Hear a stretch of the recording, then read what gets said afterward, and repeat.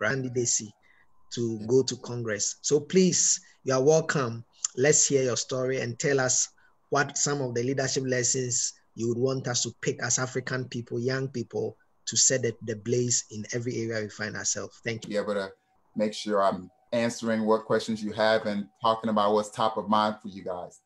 I mean, my story and my journey is really one that cuts across cultures and countries. My mom, it starts with my mom. She was born in 1960, just 3 years after Ghana became the first sub-Saharan African nation to gain its independence, all right? She was born just a few months before John F. Kennedy would be elected president in the United States. And, you know, he brought about this kind of outreach to the global community and trying to convince countries to see American democracy as the standard around the world.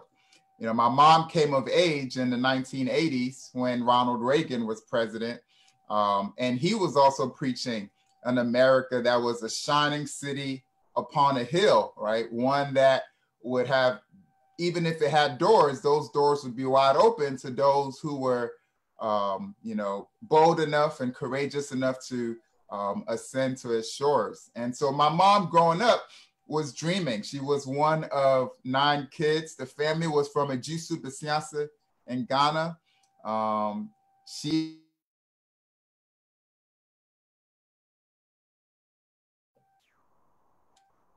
Yeah, can you hear me? Okay.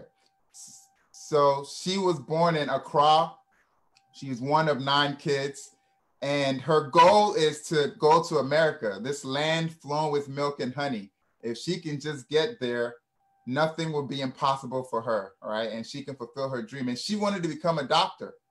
So she's dreaming really big. Her eldest brother had already come to America. And so she wanted to join him.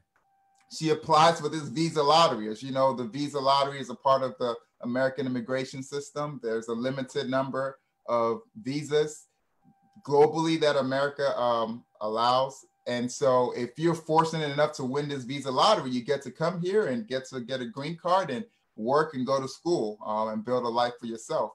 So my mom, at the age of 23, is lucky and fortunate enough to win this visa lottery.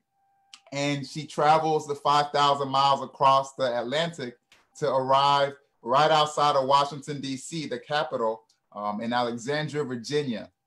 Unbeknownst to her, my father, he's also Ghanaian, and he has also just recently arrived, and they arrive and they become part of this Ghanaian American community in Virginia, and they meet shortly thereafter. Now, we have to talk about this as Africans who are immigrating to the United States in pursuit of this American dream, right? There's the dream, but there's also the reality, all right? And the reality and the dream don't always match. So my mom, when she gets here, you know, her 6th form education, which is sort of like an associate's degree, the credits don't transfer to American educational institutions. So she has to start over again, right? So she had a specific dream. I want to be a doctor. I want to be a healthcare provider. My dad's dream was more general. He had seen on TV people in the back of limousines sipping champagne, you know, living the good life. So he wanted to be rich and build a better life for his family, but finds that jobs are hard to come by. And the kind of jobs that he has access to are more menial jobs, like being a security guard for a hotel or being a taxi driver. And so he finds himself as a taxi driver for a while. And so that's a through line of my story, is what happens when the dream doesn't match the reality. And unfortunately, I'll finish my dad's story real quick so I can get to my mom, but my dad became so disillusioned with just driving the taxi for a while. And because he wanted to get rich by any means necessary, got involved with some friends that weren't really on the up and up, and they got involved in the drug trafficking game. And so in the early 90s, he was arrested on a tarmac at JFK International Airport, a plane that was headed to Canada. And, you know, they had heroin in their luggage and in their shoes, and they even swallowed some. So he gets arrested. So he's in prison when I arrive on the scene, he's not nowhere to be found. And so I was born to, let me make sure. I'm sorry. So yeah, so I was born to a single mother, all right? Single mother, she's working and she's also going to school, trying to care for me. Meanwhile, she has this big family back in Ghana. So they said, hey, send him to Ghana, let him grow up around his uncles and aunties, his cousins, right? Let him learn the language, let him learn and understand the culture.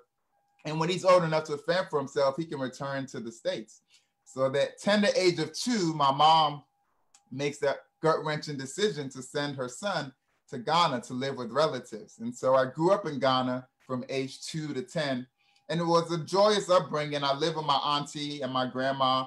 My auntie took me in as one of her own. She had 4 children. I became her 5th son. And I loved it. I went to St. Anthony's primary school in Ghana, and, you know, grew up loving jollof rice and fufu and peanut butter soup, and, you know, understanding the values of respecting your elders. And it takes a village to raise a kid. Anybody who's not your mom or dad is your auntie or your uncle, right? Played soccer, you know, loved the Black Stars. So it's awesome. And then at the age of 10, you know, I have an auntie who's leaving to come to the States. And my aunt tells me that, you know, you're going with this auntie back to the States to rejoin your mom. And it was interesting. I remember this vividly. I'm playing soccer with my friends outside. I get called inside and they delivered this news for me. So I return to my friends and I'm like, yo, I'm going to America, right? And we're all celebrating. But there's also this sense that, wow, like you are going to America, but that means you have to leave us, right? And you have to leave everybody that you know and everything that you love and go to this place. So at the age,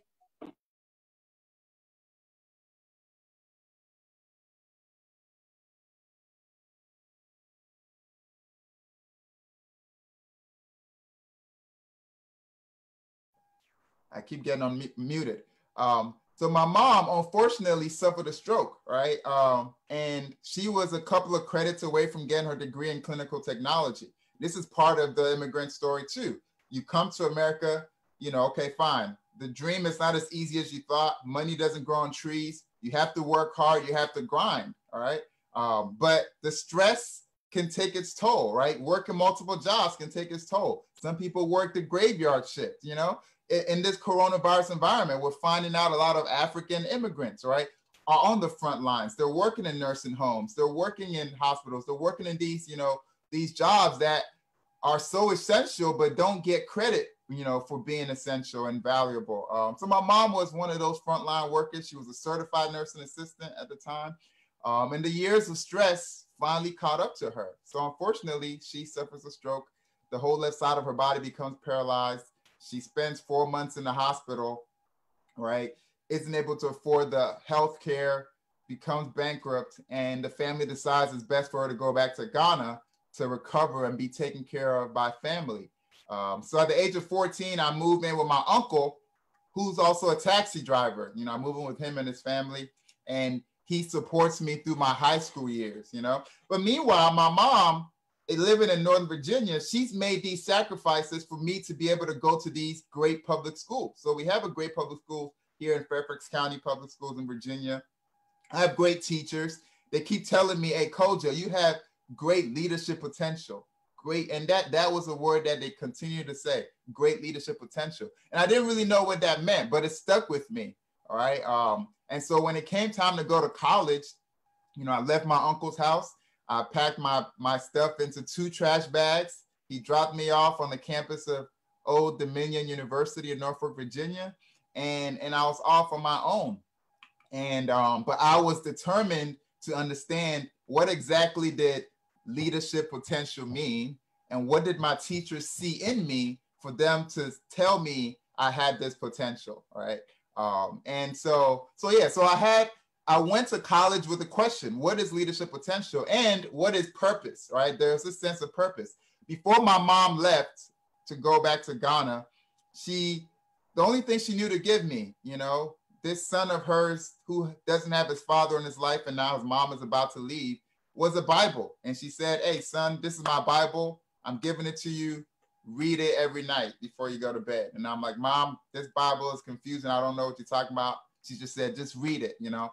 And I didn't really understand the Bible in the beginning, but what it did give me was this sense of purpose, right? And that, you know, we're all put on here by a higher power, and that we were put on here on this earth for a reason, and that our life should have meaning. And it's not just, you know, you're not just living life just to live life, and you're not living life just to make money, right? Or anything. And also understanding my name is Kojo, right? And Kojo is born on Monday, right? And Monday, I remember my uncle waking up on Mondays to go, right, drive his taxi, and he dreaded waking up on Mondays, right? He hated waking up on Mondays because it meant he had to go to work to do something he didn't really enjoy doing.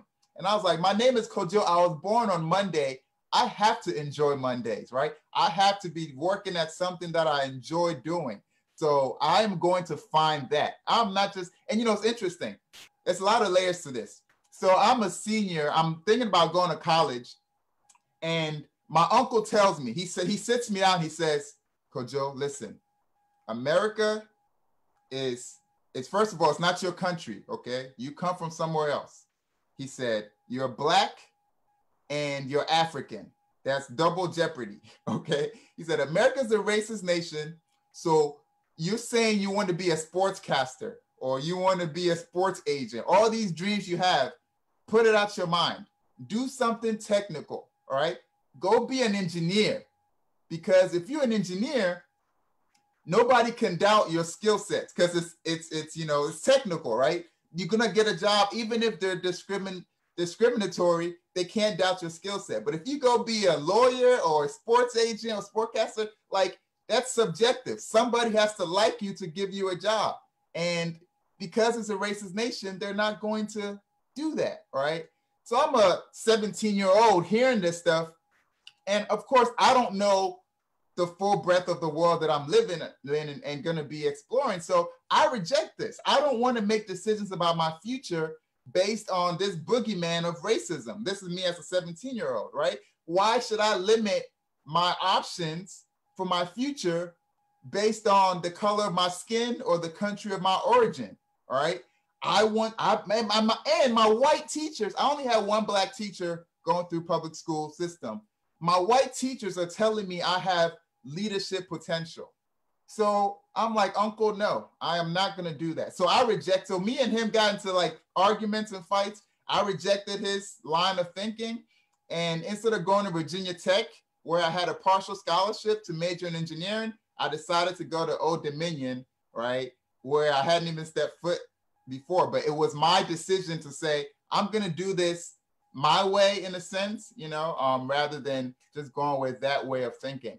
So at college, I really found myself and I really thrived. And by the time I was graduating college, you know, it's a predominantly white institution, over 20,000 students. I was a student body president. I had become president of and founder of the largest community service organization on campus. I was a resident assistant. I led the largest Bible study on campus. I was an orientation counselor. I played intramural sports, right? So I just really came into my own in college. And then afterwards was accepted into law school at the College of William and Mary, which is the oldest law school in the nation. It's the alma mater of a lot of the founding fathers, the first Supreme Court Justice, John Marshall, Thomas Jefferson, you know, all these folks.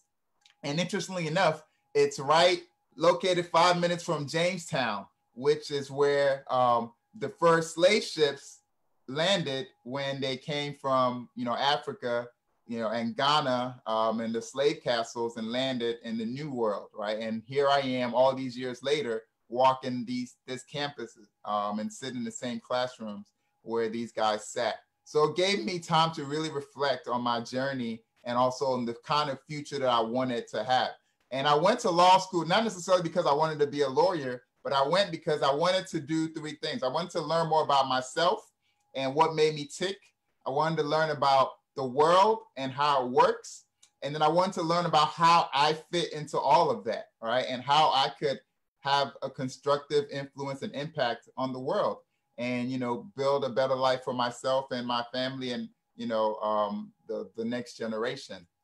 And I did a lot of soul searching, and I'll try to end pretty quickly so we can get to some questions.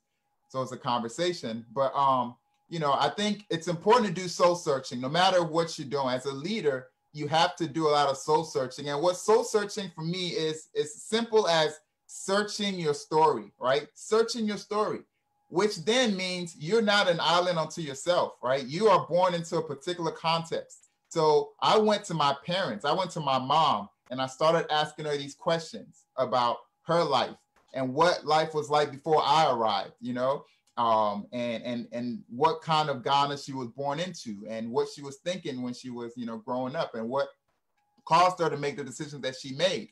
And then I sought out my dad. And so at the age of 22, I traveled back to Ghana and looked for my dad, right? And I was able to meet him for the first time, you know, and in Ghana, and ask him a lot of questions and, you know, kind of resolve that relationship. And it gave me a sense of direction. And I came to understand that the theme for my life was the American dream. That was the theme for my life. But at the same time, I saw that as I was having some success pursuing this American dream, that same opportunity was not there for a lot of people, whether they were in Ghana, whether they were in America, right? Whether they were growing up in Alexandria or Oakland, California, right? There are communities that don't have the same access, don't have the same access to the educational opportunities that I had, don't have schools that are well-funded, don't have schools that have great teachers, right? So even if they have kids that want to strive to achieve success, the barriers against them are really high, right? And so my whole thing was, what can I do to ensure that the American dream is not just real for me, but it's real for as many people as possible, right? And so that's what got me to, after graduating law school, to turn down a six-figure corporate law firm job to become a kindergarten teacher. I found this program called Teach for America, which is like a domestic Peace Corps program. And I said, I'm so passionate about this. I want you to send me to wherever the need is highest, right? And so they sent me to a place called Oklahoma, right? And Tulsa, Oklahoma, to be more specific. Unbeknownst to me, that Tulsa, Oklahoma, historically was where Black Wall Street was located, right? There's a community here called Greenwood. And the white people here actually in the early 1900s derisively termed it Little Africa, right? They called it Little Africa. They thought they were being offensive, right? But it actually became a badge of honor and pride for these people, right? That in the early 1900s, they would build the wealthiest African-American community in the United States. In the time of Jim Crow, in the time of segregation and oppression, right? These Black folks built a community that was thriving. It had its own school system, had its own banking system, had businesses, right, that were thriving. Had like 6 private jets, right? In a state that had like only two airports. So just amazing place and amazing history and legacy. Unfortunately, in 1921, white supremacists who were jealous and envious of this success by these Black people burned the place down, right, on June 1st. And it became known as the Tulsa Race Massacre in 1921. And next year we're commemorating 100 years of, 100-year anniversary of that tragic event. But I came here and I was teaching kindergarten, and these kids are the descendants of this great legacy, right? And now, fast forward, right, to 99 years, we have a place, a community that is high poverty, low income, right? We have Oklahoma, which incarcerates more men and women than anybody else, right, in the world. We're 49th out of 50 states in education funding, right? We are second in the nation in terms of the percentage of people who don't have access to healthcare. So just a tragic turn of events, right? And I find myself here, and I actually find purpose. I find purpose. And when I go to serve these kids, I see how resilient they are, right? How much potential they have. The same kind of potential my teacher saw in me, I see in these kids, you know? And if they just have a chance, then they can succeed, you know? And I realize it's not just education. I came here thinking if we fix education, we fix everything else. And I came to understand it's not just about education. After my second year of teaching, I was named Teacher of the Year at my school site, but I still felt helpless to impact the kids because, right, they lived in the food desert. They still didn't have the economic development opportunities. They didn't have the financial literacy, right? Their parents were having to work 2 jobs just to make ends meet, right? All these different things. And so I realized that we don't just have to build great schools and great education. We have to build holistic communities, right, that have all the different ingredients you need for a thriving community, right? You have to have great schools. You have to have economic development. You have to have community ownership. You have to have banking systems. You have to have, right, capital to access to be able to start businesses. You have to have all these different things that we don't talk about. You have to have health and wellness systems, right? You have to have a good spiritual, you know, component in the relationship, in the community. So I just became, and I eventually became principal. I worked as a executive director of a incubator accelerator over here in Tulsa. And I did a lot of different things, all in the service of building holistic communities where people can achieve the full potential, right? And me running for Congress is the next step that I see in being able to bring that about for the folks in the 1st Congressional District of Oklahoma, for the state of Oklahoma, and for America as a whole. And I'm glad that our win in the primary has been an inspiration to people, not just here in Oklahoma, but right in Africa and Ghana and across the continent. And we hope to continue that success and bring home victory in November and go to Congress. And the goal is to help build an America as good as its promise, right? Because in a democracy, in a government that is of the people, by the people, and for the people, leaders have to ask the question, what do the people want? And what I believe the people want is they want an America as good as its promise. They want an Oklahoma that works for everybody. And America is great when it's expanding opportunity to more and more people, right? And it's not great when it's restricting opportunity, right? So our current president, who says, make America great again, but his recipe is we have to build a wall and we have to keep people out. And Mexicans are rapists. And if you're African, you come from a shithole country, all right? That is not what makes America great. We are a nation of immigrants. Unless you're Native American, you came from somewhere else, all right? So what makes America great is that people from all over the globe come here, sacrifice, leave their family, friends, familiar settings behind. They come here and they have a dream to work hard to build a better life for themselves and for their family. And it's that work ethic and that energy that, right, rejuvenates America generation after generation. And, you know, gears our economy and gets the gears of our economy turning, all right? And so we have to realize that, we have to speak to that. We have to pass comprehensive immigration reform to ensure that we keep that going and that people don't have to be looking over their shoulders because they're immigrants, right? And they can come here, they can be secure and being able to work and follow their dreams because it helps and benefits everybody, all right? And if you're an immigrant and you come here and you're working here, this is part of your country. You don't have to hide in the shadows. You don't have to do what my uncle says, which was, oh, like, this is not your country, so stay under the radar and hope for the best. No. You are a citizen. Democracy is not a spectator sport. It's a participatory sport. You have to get in the game. You have to participate. You have to raise your voice. You're paying taxes just like everybody else. All right. You're contributing to your community in this country just like everybody else. And so we have to get involved. We have to raise our voices and we have to be confident in that. And so that is what I'm representing. I am as American as anybody else. I'm also African, right? And I don't run away from my African heritage and my African story. I can be both things at the same time, right? Because we helped build this country. The slave ships came from the coast of Ghana, right? And landed here. And our aunties and uncles, brothers and sisters, right, were enslaved people who helped build this country into the great superpower that it has become, right? And so we should not shy away from that. And so with that, I will end there and take whatever questions you guys have. Wow, amazing. I mean, this is really encouraging. This is really encouraging. I'm very, very, very, very, very impressed. I mean, Kojo, and thank you for the time. So we're going to go into this Q&A where everyone can get the chance to ask you whatever question. But listening to the story, I'm blown away. And we are going to root out for you to winning so that you can build an America as good as its promise. Amazing. So guys, let me start with Hubert. Hubert is, I think he's in Maryland. And so maybe let me start with Hubert. Hubert, what question do you have for Kojo before I pick any other question? I'll pick a question from as many countries as I can. There is a Cameroonian on that are also going to be taking a question from. They are lecturers, they are business people. So let's start with Hubert. Hi, Kojo. Hello.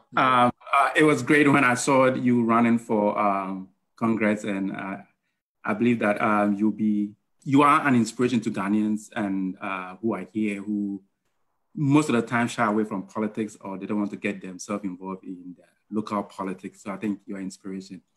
But my question is, if you could share with us one of the major setbacks that you had whilst you started in your preparation towards running for Congress, and also if possible, if you could share why you chose the Democratic Party, not the Republican Party.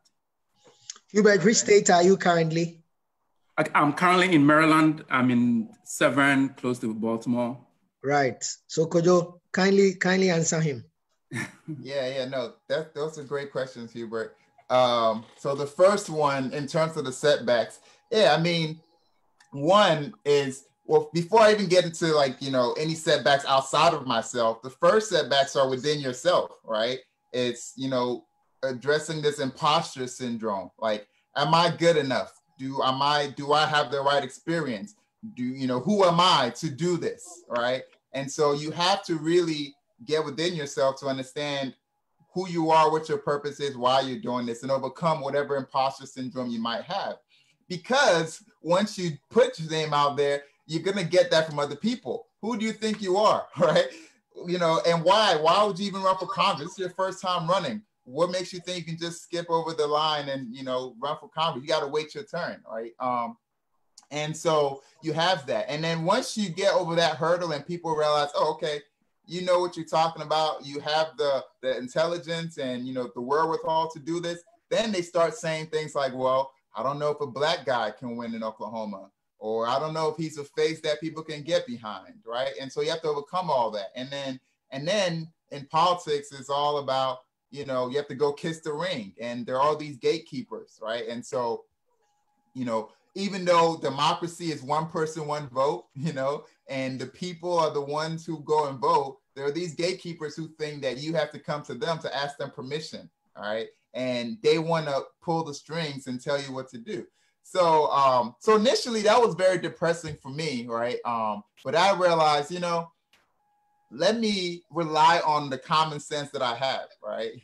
These folks are not the ones who are going to be voting, right? I need to go to the people who are going to be voting, and these are the regular, everyday people. So let me go and ask them for permission, right? Let me go share my story. Let me introduce myself to them, and let's see my story resonates with them. And let me listen to what their stories are, what their desires are, right? And when I did that, I found that there were people in rural Oklahoma who identified with my story and said, hey, we like you. You just be yourself and keep on sharing your story, and we're behind you. So once that happened, I was like, we can do something here, right? So that's how I really overcame that. But it was about, and that's what allows me to speak with confidence and authority now, right? Because I was allowed to be myself in the early going. Had I just followed the gatekeepers, they would have told me, dress this way, don't dress that way, say this, don't say that, emphasize this part of your story, don't emphasize, and then you get in your head and you can't even speak, So I'm thankful for that. In terms of Democratic Party, growing up, I came back from Ghana to America in 1997, and Bill Clinton was president. I remember every night my mom and uncle and them would turn on the nightly news, and right, they would they would speak very fondly of Bill Clinton. And then I think that very same year, Bill Clinton took a trip, and it was the first time an American president had taken a trip to Africa, right, in a long time. And he decided to come to Ghana, all right? And so I'm getting to see Bill Clinton in Ghana and see all these images, and he's putting Ghana on the map. So naturally, my parents were Democrats, right? Bill Clinton is in America and in Africa, in Ghana. He's, talking about how, impressed he is with our democracy and how we're the future of the continent, all these different things. And so I was inclined to be that. And I felt the Democratic Party was the party that really represented the people and the little guy, right? And was trying to help the little guy. And to this day, that's what I feel like. But it's also beyond just party, right? My campaign slogan is Bridge the Divide. And so for me, it's not about building walls, it's about building bridges, right? And to build a bridge of understanding, you need to listen to all voices and you need to represent all people, no matter what party they are in, right? And so I don't think the Democratic Party is perfect. I just happen to be a Democrat, but I'm going to represent all the residents of Oklahoma's first congressional district, and I'm going to seek to represent the values that help all of us get more opportunity, because that's what makes our country great. Right? So. Wow. Thank you, so Kojo. I'm going to be taking about 3 at a go so that we can move a little bit faster because of our time. Okay. But there's a question here from John J, all the way from London, and I would want him to ask. He sent it here though, but John, if you can speak to Kojo and let him hear. Oh, thank you very much for the opportunity. Kojo, your story is it's resonant. It's resonating with me, and I think it's doing so with a number of people. Straight to my question. You said your mom gave you the Bible. Of course, the American Declaration, America claims to have been founded on the Bible. Right. My issue is your party, the Democratic Party. They are advancing values that fly in the face of the spirit of the Bible, specifically abortion, same-sex marriage. I want to hear your views about these contentious issues. Okay, before Kojo comes, Kojo, let me pick 2 more so you can lump them together. Doris Ahiati, Mrs. Doris Ahiati is a chief executive officer of a financial services advisory firm. She's joined us from Accra, Ghana. Doris, can we pick your question for Kojo? He is also a John Maxwell leadership team trained member, and I'm sure she will be interested in asking me a few questions on leadership. So Doris, kindly ask your question. Hi, thank you very, very much, Kojo, for putting this together, and thank you very much too for your guest. We appreciate your time, and thank you for being an inspiration to the Black person everywhere, and especially in the US at the moment. My question is, if you have just one advice, one recommendation to give to a Black teen in these 3 places, anywhere in the world, in the United States in particular, and then in Africa, what would that advice be? Thank you very much. Thank you. We picked the very last in that batch of 3, and then we can move on. I want to welcome Dr. Evelyn Ampofo, who is also a lecturer, and I want to take a question for Kojo. Then Kojo can answer these 3. So, Dr. Evelyn Ampofo, kindly ask your question, please. Thank you very much, and thank you, Kojo, for the inspiring story of your life. My question is that I have come across quite a number of young people who have several ideas, and sometimes it's difficult for them to choose what exactly they want to do. And there are times that they get a little confused. So by the time they decide on what they really want to do, they may have wasted some time.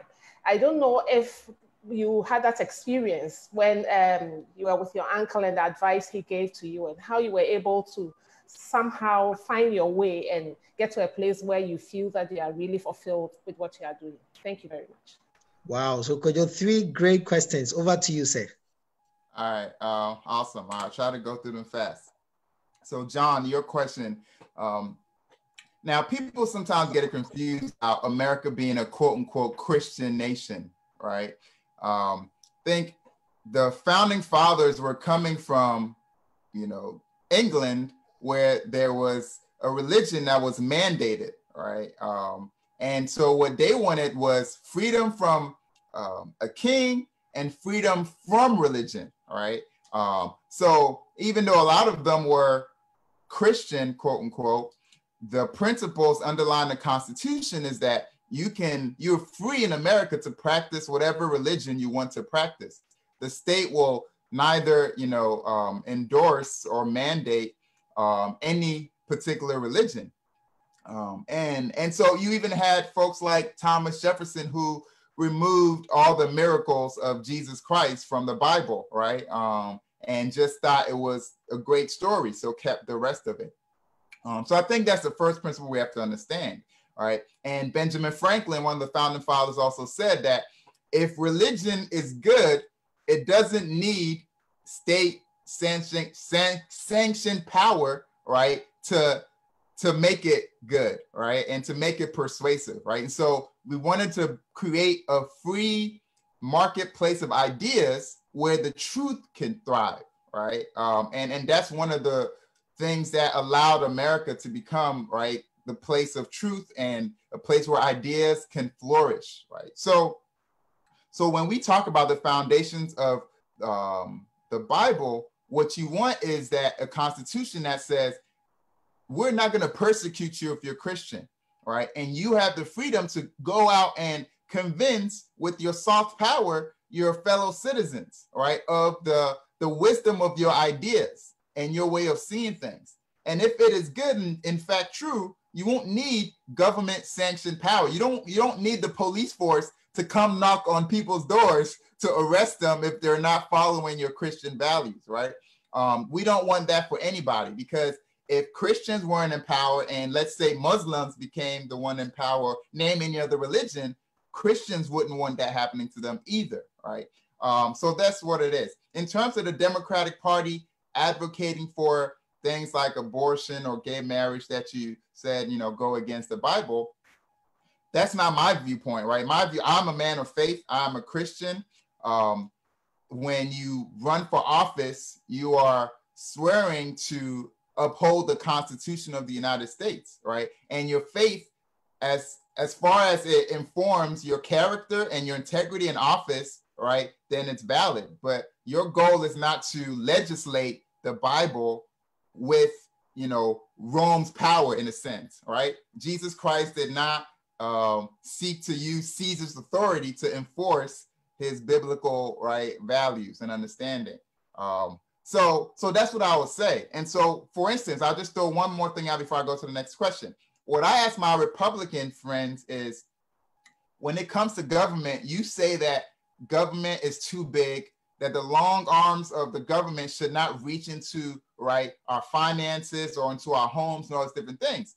But when it comes to abortion, you want the long arm of the government to go all the way from the state capitol, all the way into the cities, all the way into the neighborhood, all the way into the home, all the way into the bedroom, all the way into a woman's uterus, and for you to then tell the woman what to do, right?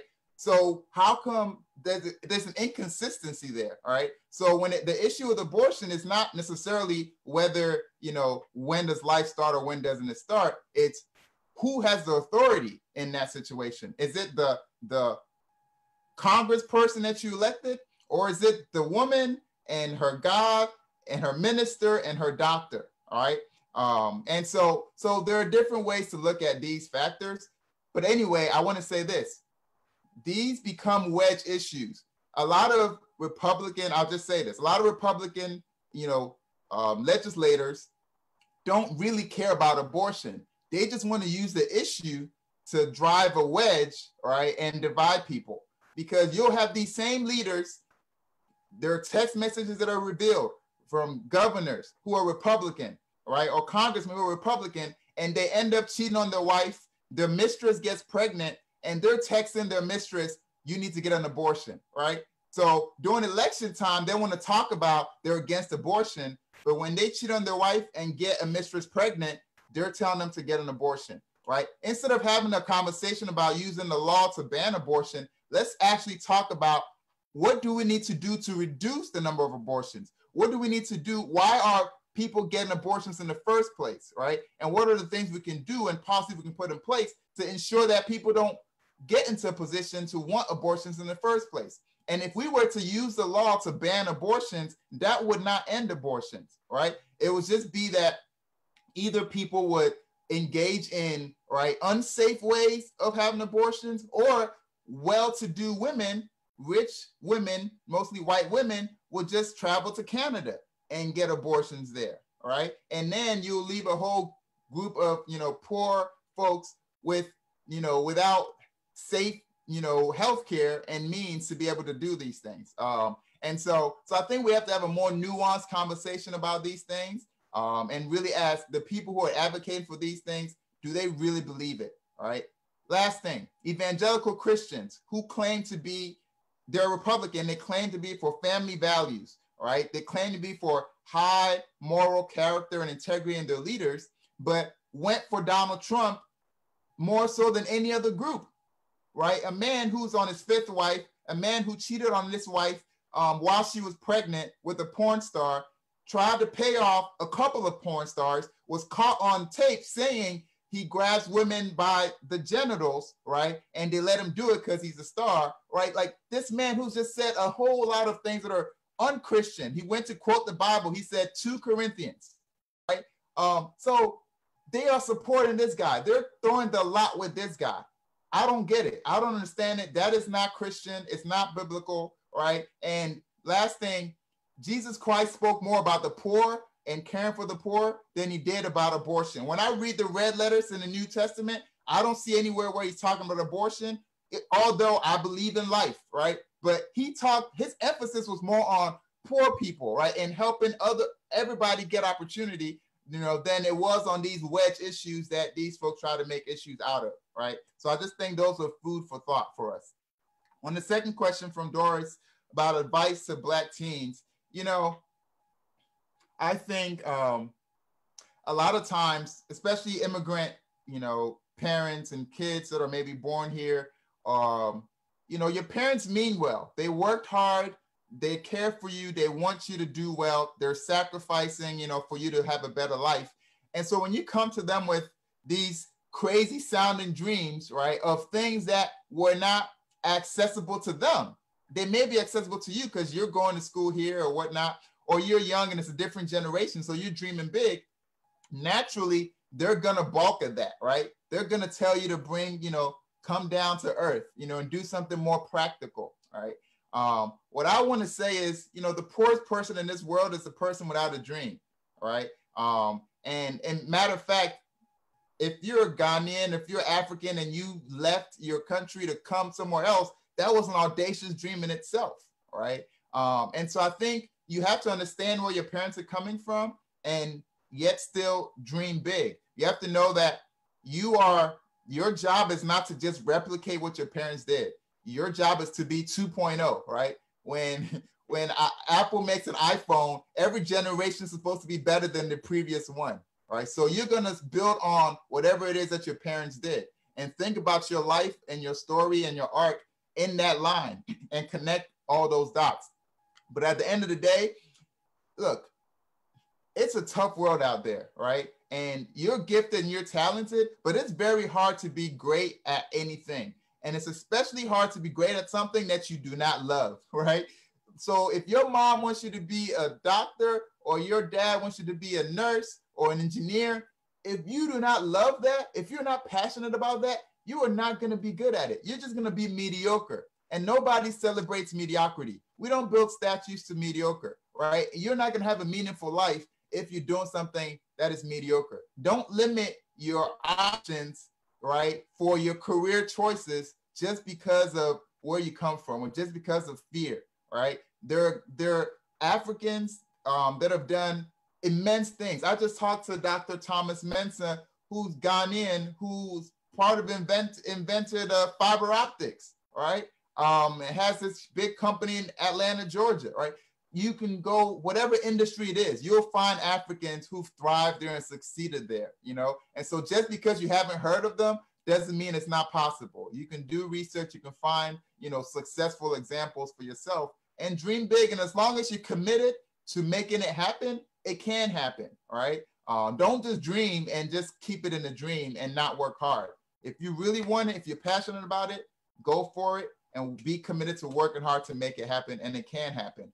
And as far as in Africa, you know, I think it's by leadership. Like, I was so frustrated when I went back to Africa and to Ghana to see how, quite frankly, how selfish some leaders are, right? Like, we have to think about our whole nation and our whole country and how do we build a better environment for our young people. So we have to invest in education, right? That's the foundation, right? If we don't invest in our education system and give young folks the ability to, you know, enhance their potential and learn and grow, then we're doing a disservice to our country. And then we also have to build the capacity for our entrepreneurial systems, right? For people to be able to have ideas and use those ideas to start a business, right? We are an entrepreneurial people, but we have to be able to give people the opportunity to do that and have access to capital and have access to mentorship, right? To be able to develop those ideas and build businesses, right? And the businesses in our countries shouldn't be all started by foreigners, right? And so like that is something that we have to do so that we give young people hope that you can make it even in your African country. You don't necessarily have to come to America in order to make it, right? That shouldn't be the case, right? And one day, if we have time, I can talk about why we even have an American dream, right? Because if you look at African continent being the most resource-rich place on the planet, right? And yet we aren't able to, you know, be the wealthiest place on earth, right? Because of everything that has happened with slavery and our labor, free labor being extracted, right? To, you know, be used in service of other countries, and then colonial powers, right? Using our resources, all those different things, right? So there's a responsibility on other countries as well to ensure that Africa can thrive and have the same opportunities for everybody else. Right. So we want to take probably the last batch of questions. Okay. I have a number of people who would want to ask you a question. So Yvonne from UK would ask, Dr. Patrick from Ukraine, all the way from Ukraine will ask, and Gideon Thompson from Ghana, I think Takoradi in Ghana, would also ask a question, and then Michael Efrifa will ask a question. But this is Doris's response to your answer. He says, thanks, Kojo. Indeed, you've got the John Maxwell team DNA.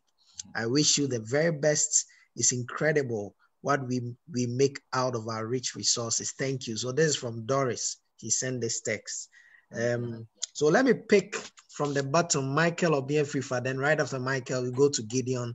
Then we'll come to Yvonne, and we come to Dr. Patrick Dente. All right, so let's go, Michael. Can we hear your question? Okay, could you, congrats on your nomination. I realized that you say you came back to Ghana at age 2, and then you went back at age 10. What was your thinking? What was your thinking when you were going back to the US? Because this afternoon I was reading an article by one Samuel Jacobs Abbey in the US. He's a Ghanaian though. And he was making reference to our thinking as Black people, because the colonial thing, the slave trade still lingers on our mind. So we tend to do things that are ordinarily, when you think about it, did I do this? And so I want to know when you're thinking, when you told your friends that I am going back to America, what were you thinking? And then when you got there, was the thinking and the reality the same, or they were quite different? Thank you.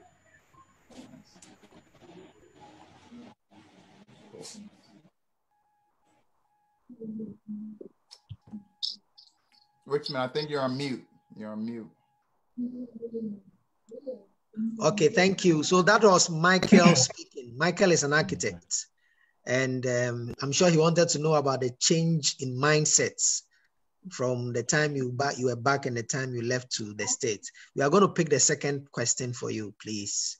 So Gideon. All right.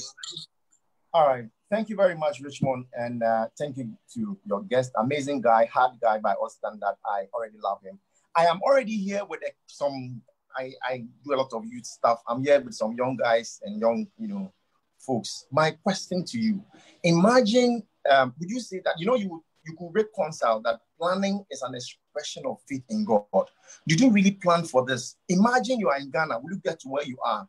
If that is the case, imagine, okay, let's take this point again.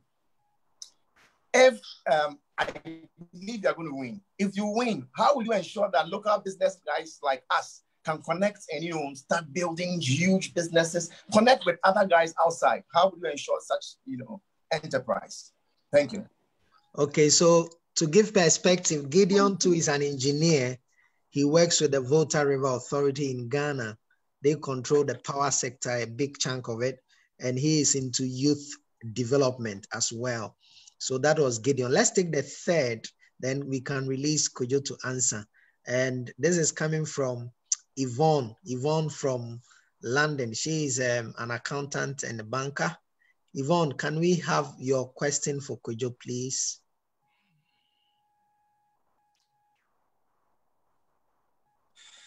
Hi, Kojo. It's going to be a short one. I just want to know, at what point did you decide that this race needs to be run now? Thank you. Thank you. So that's Yvonne. So Kojo, kindly. Okay. And I realized I didn't quite answer your question, Evelyn, so I'll put it in there. But Michael, your question about thinking, what was my thinking and mindset? One, I think, thankfully, I was only 10 years old, so I wasn't necessarily indoctrinated in whatever the colonial mindset was, right? I was a young kid. I did pretty well in school in Ghana growing up. And so, in fact, I took a walk with my teacher right before I left Ghana to come, and he was telling me, hey, you're going to do well over there. And he said specifically, he said, in America, the answers are in the back of the book, and so it's easy, you're gonna do well over there. So I went with confidence that I could do well, like I was smart enough, right, to do well. But when I first got to America, I had a very thick accent, right, and so the American kids couldn't understand me, and then I couldn't understand them because I thought they talked too fast. And then I had to deal with the jokes. A lot of them called me African booty scratcher. They said I lived on trees, and I lived among lions and wolves, those things. So as a young kid, you have to deal with that. And I remember the seminal moment, we had a spelling test in 5th grade, and the teacher announces the results, and she says, there was only one person who got all the words right, and everybody's looking, and then she said, it's Kojo, all right? And everybody's like, what? How? And so the word that tripped everybody up was laboratory, all right, laboratory. But because of my accent, we emphasize every syllable. So I say laboratory, and the kids say laboratory. So they missed the A in the middle, and I got it right. And so that was a lesson for me. Like, just because you're coming from Ghana, don't think that you're not as smart as these kids, all right? You can be just as smart. And so I think I had that attitude. And then thankfully my teachers encouraged that in me. My teachers, for some reason, I think that was the favor of God. They always took a liking to me. So they always gave me encouraging words. So I never really had teachers who told me, oh, because you're Black or because you're African, you're not smart enough, right? They always encouraged me and said, you're a leader, you're a natural born leader, right? So I'm thankful for that. But I do think, to your point, that is what is needed, because not enough of us think that way. A lot of us think, hey, maybe I'm not as smart as these kids. Maybe my English is not as good as theirs. So that says something about my capacity to succeed, And I think my faith helped me with that. When I read the Bible and it said God created man in his image, right? That's all of us. We're born in his image, created in his image. And so whether I'm Black or white or whatever, I was created in God's image, and I have the gifts and the talents that he put into me. So he's the one that determines my ability, not my teacher, not my society, not my family, not all that, right? So that's that question. To Evelyn's point about finding purpose, I think we have to give people space to be curious. I didn't find my purpose until, I was struggled to find my purpose, right? I was dealing with all this other stuff, but I was curious. So in college, I changed my minor like 7 times. You know, I changed from engineering because I didn't want to do engineering. I became a communications major, but my minor changed from, I went from sports management to religious studies to philosophy to sociology, and I finally settled on political science. All right. But because of that curiosity, I got to learn so much about what the world had to offer, right? And all those different things, so I could make better informed decisions. So I don't think we have to force kids to find their purpose right away. I think having questions is more important, and being curious and reading. You see all these books behind me. I love reading and I love exploring that. And if you can explore that, like Steve Jobs says, creativity is just about making connections, right? But if you have not explored a whole bunch of different things, then what are you connecting, right? So being curious and connecting the dots will help you arrive at where you need to. To Gideon's point, Gideon, you're right. Like, I think talent is not enough, right? Curiosity, all that stuff is enough. If you don't have the infrastructure, and I keep using Steve Jobs because I've been reading it, but like, Steve Jobs and Bill Gates, if they weren't living in Silicon Valley, if they weren't living in, San Francisco or Washington, they wouldn't, I don't care how smart they wouldn't have had the same opportunities, right? Because they were living there, because Hewlett Packard was over there, and they had, these technologies that were being developed in that environment, they could then apply their curiosity and their talent, right, to those opportunities. They could get internships. They can learn under mentorship, right? And then they can start their businesses, right? So we can't just tell our kids to go to school, read, work hard, but then we are not creating the opportunities for them. So I commend you for the mentorship that you're providing them. But as government leaders, we have to provide those resources. I was executive director of a business incubator and accelerator. So I understand it's about, like, there's no shortage of ideas. Our kids have brilliant ideas, right? All over the world, all over the continent. They have the next generation of ideas to power, our electric grid, renewable technology resource, all those different things, right? But we need the ideas to be married with mentorship and guidance, and then to be able to be developed and have business plans, and then to be able to have capital, right? Capital that comes after the idea and helps them to try it out and gives them the opportunity to fail, because failure is a part of the process, right? And then you can try again, right? And you can hook up with other people, right? And we can do that. And that's how we develop ideas. That's how we build businesses and companies. That's how we create jobs and hire people, right? And all those different things. And so for me, that's what I'm going to be advocating for, right? It's part of my platform, and it's about if we succeed, if I succeed, you succeed. If a kid in the white neighborhoods can succeed, that means a kid in my neighborhood can succeed. And if a kid in Africa can succeed, that means a kid in America can succeed. So it's our responsibility to help everybody. So I'm going to be carrying forward this message, right, on the different platforms that I'm able to be on when I win, so that people realize there's a lot of talent, and we have to come up and support that talent, or else we're just wasting it, And then finally, I think faith is the through line for me, right? Like, and we're people of faith, and, God has set destiny in all our hearts. And so I think you have to listen, you have to listen, the steps of the righteous man and woman are, guided by God, right? And so for me, I've seen God do that in my life, and he brought me to this point. And I took a trip to Israel last September, and for a wedding that my friend was in. And when I was in Israel, I really got the message to run. And it was like, because in Israel, it was a time for reflection, and I got to see, deal with eschatology and the ending of the world, and how's the world going to end? And you deal with all these historical people that have come and gone, and you start to realize we're only here but for a short time.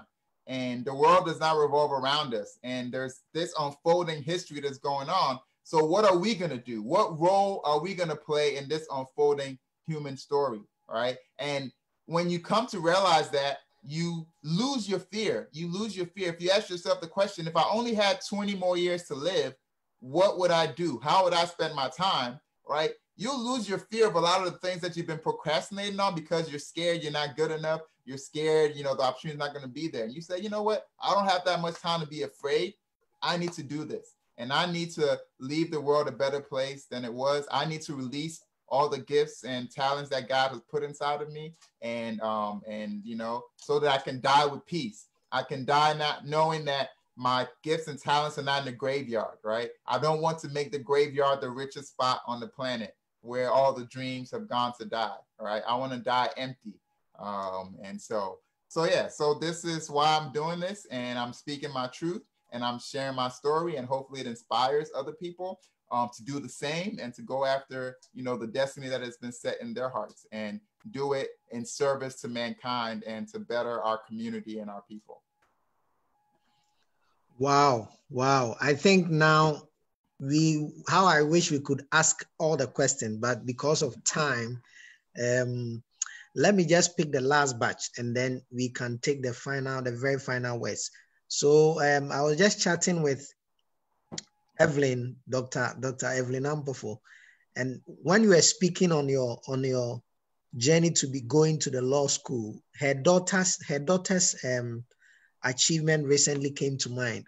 A young girl who just graduated from the faculty or the law school in the University of Ghana, a very bright young girl, and she's preparing, very well for the professional course at a Ghana School of Law. Nice. And so I thought you are a great inspiration to young people as well like that. Nice. I have Dr. Anani all the way from Ukraine. I have Huda from Cameroon. I'm sure she's joining us even now, and they have questions for you. And I would want to pick them quickly. Huda, are you here? If you are here, let us hear your question. She speaks French, but I'm sure she can manage the English, so we pardon her. Huda, let's hear your question, please. Thank you, sir. Good evening, Mr. Kojo. Thank you for your brilliant explanation of your life, the presentation of your project and all. My question is divided into three, but I would like to have really precise and short answers if possible. Okay. So the first part is, as everybody, we have someone we look up to. So I would like to know who you are looking up to and why. Apart from, my questions are not related, like really, really personal to the story you mentioned earlier. So my questions are more bright and all. Then the second part is, what do you perceive to be the United States' greatest challenge in the next decade? And then what are the three key messages you want people to perceive, like you want people to be remembering of? I think that's correct. I think the English is correct. So for me, who is listening to you, if I have to pick something in your message, what are the three main things that I should pick? And then that can help me in the future, and no matter what I'm trying to build, or no matter what I'm trying to do in life tomorrow. Thank you. Kojo, I hope you got it. She speaks French, but she managed to speak some English for you to hear. So kindly answer for me. Yeah. Well, for me, I'm in the field of leadership. So that's how I see it. So if I was in the field of basketball, Michael Jordan would be, the person I look up to as the greatest basketball player ever. So being in the field of leadership, I look up to Nelson Mandela. All right. I think he is one of the greatest leaders we've ever had. And because it wasn't about how well he spoke, it wasn't about how tall he was or how handsome he was or all the outside things that we look at. It was, he was a man of integrity. He was a man of high moral character, and he had a cause for which he was willing to live for, and if need be, to die for, right? And he was willing to go to prison for 27 years in service to this cause that was going to help his people to be free from oppression, right? And that kind of leadership, and then to come from 27 years being in prison and to emerge a whole human being, not bitter, right? And to have the vision to understand that the oppressed needed to be healed, but also the oppressor was also needed to be healed. And so it's just incredible, his example. And I want to be that kind of leader that is selfless leadership, right? And you're committed to a cause that is greater than yourself, right? And I think that's what we need in Africa, right? It's so easy to get corrupted. It's so easy for outside influences to come and bribe you and say, sell out your people because you'll benefit, right? And a lot of our leaders end up doing that. And it's not just unique to Africa. American leaders do that as well. But we need more of selfless leadership. In terms of the greatest challenge in the next decade for the United States, I think for us, it's really simple. It's about, we're realizing in the era of Donald Trump how fragile democracy is, right? That our democracy is not inevitable. We just can't take it for granted. You know, there are times where Donald Trump looks like he's the leader of Venezuela. He's like a strong man, right? And so we have to ensure that we still have a democracy beyond Donald Trump, and that we are creating opportunity for more and more people, and that we don't, lose ourselves to authoritarianism or corruption. And we keep this American dream and American story going, and we expand it to include more and more people. So I think that is the main challenge, because if we can keep that, then it gives us an opportunity to build a more inclusive, right, America, and a more inclusive global community, right? But once we lose that, you can forget about it in terms of what we can do for the rest of the world.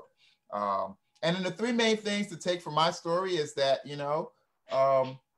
one is that it is important to find your purpose, all right? Find your purpose and live your life in service to that, despite what anybody else says, despite what society says, despite maybe even what your parents might say, right? And to understand that you have great potential.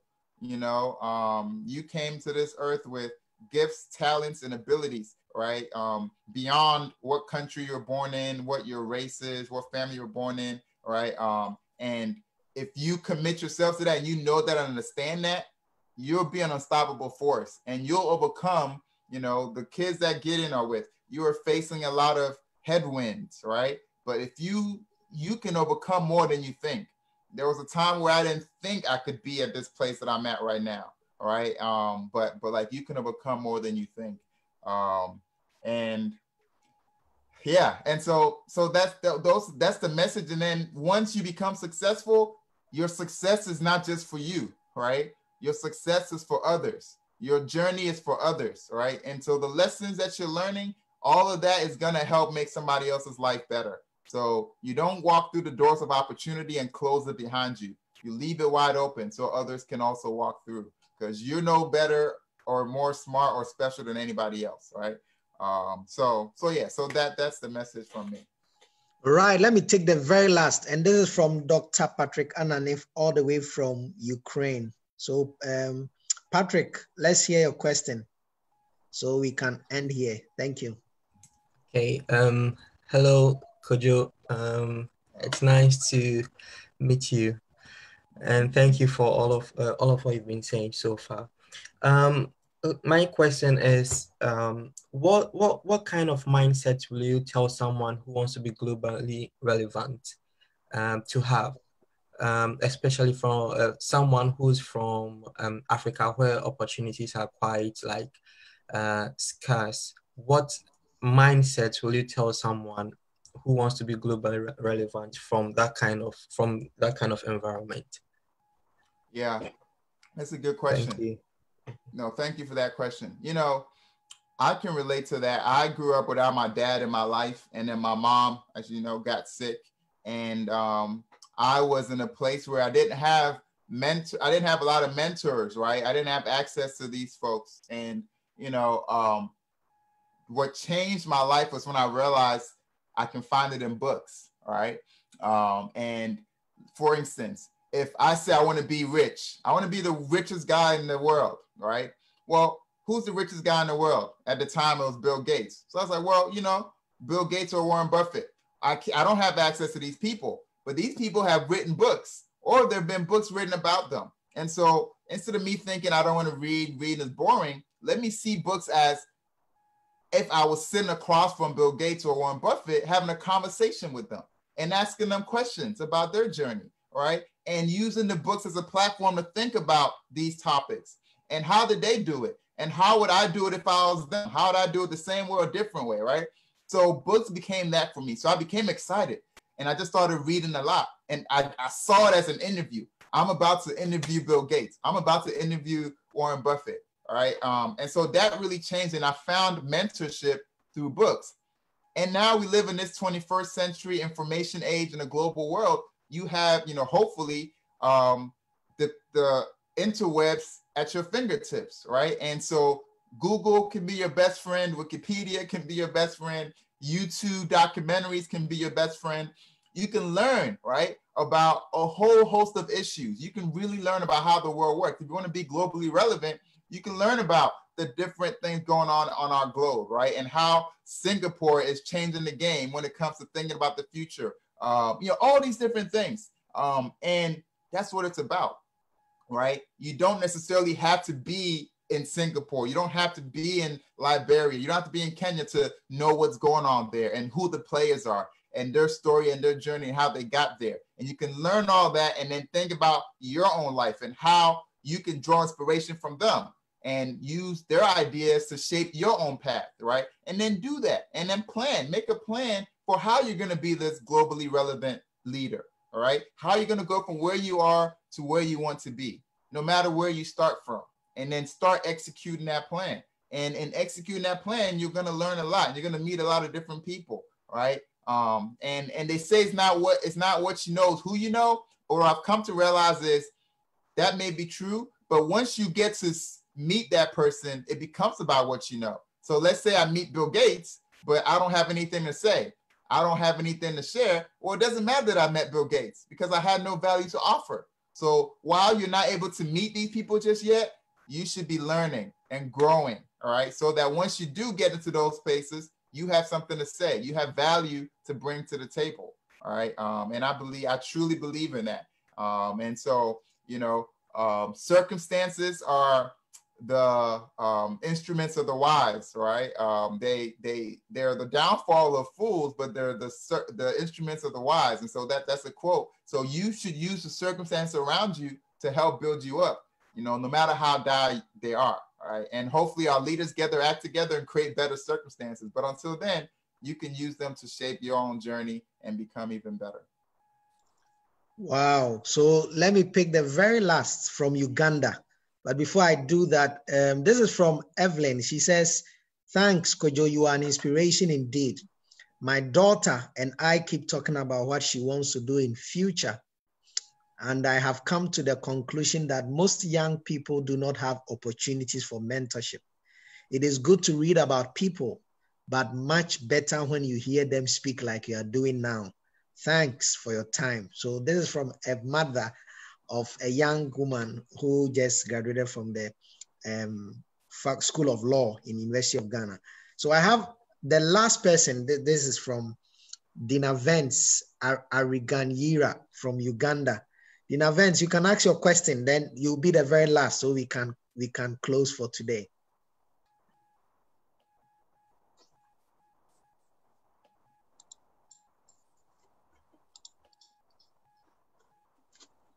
Hello, Dina Vance.